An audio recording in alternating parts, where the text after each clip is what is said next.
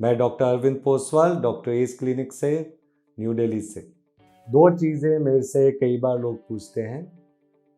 पहले तो ये पूछते थे कि हमारे बॉडी में सब जगह बाल ही बाल हैं, जहाँ पे हमको चाहिए वहाँ नहीं है। तो उसका प्रॉब्लम तो सॉल्व हो गया कि अब आप दाढ़ी के बाल भी सर पे लगवा सकते हो। अगर आपके छाती पे, गर्दन पे, सारी जगह बहुत घने बाल हैं तो आप इनको भी सर पे लगवा सकते हो, वो ज़िंदगी भर उगेंगे वहाँ पे। लेकिन अभी एक सवाल कई बार पूछते हैं कि मैं किसी और के बाल नहीं लगवा सकता, अपनी बीवी के, अपने भाई के, अपने ट्विन के नहीं लगवा सकता बाल। तो मैं इस माध्यम से बताना चाहता हूँ कि हाँ, किसी भी इंसान के बाल दूसरे को नहीं लग सकते। इस पे हम लोगों ने रिसर्च भी काफ़ी समय किया, प्रयास किया, कोशिश किया, लेकिन ये सक्सेसफुल नहीं है। बाल आप ही का लगेगा ट्रांसप्लांट करके, चाहे फिर आपके शरीर में कहीं का भी हो, लेकिन दूसरे इंसान का बाल आपको नहीं लग सकता। दूसरी चीज़ जो मेरे से कई बार पूछते हैं वो है कि हमने ट्रांसप्लांट कराना है लेकिन एक ही बार कराना है।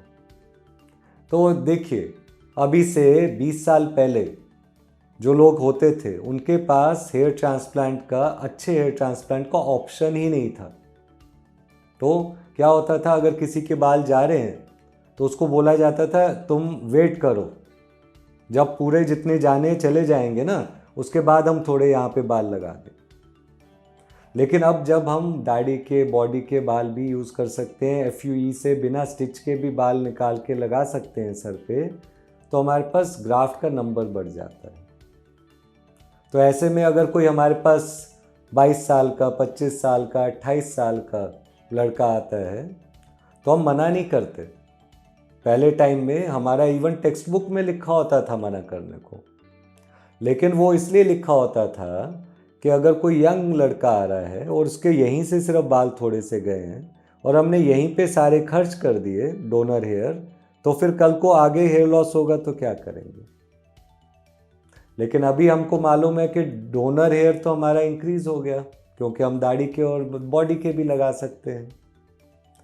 तो अब हम ऑप्शन देते हैं पेशेंट को कि हाँ, आप बताइए जब आपको लगे कि आपका कॉन्फिडेंस में प्रॉब्लम हो रहा है या आपका लाइफ में कोई दिक्कत है जिसकी जो आपको लगता है कि हेयर ट्रांसप्लांट से सॉल्व हो सकती है, चाहे वो इमोशनल इशू हो, वो सही टाइम है हेयर ट्रांसप्लांट कराने का।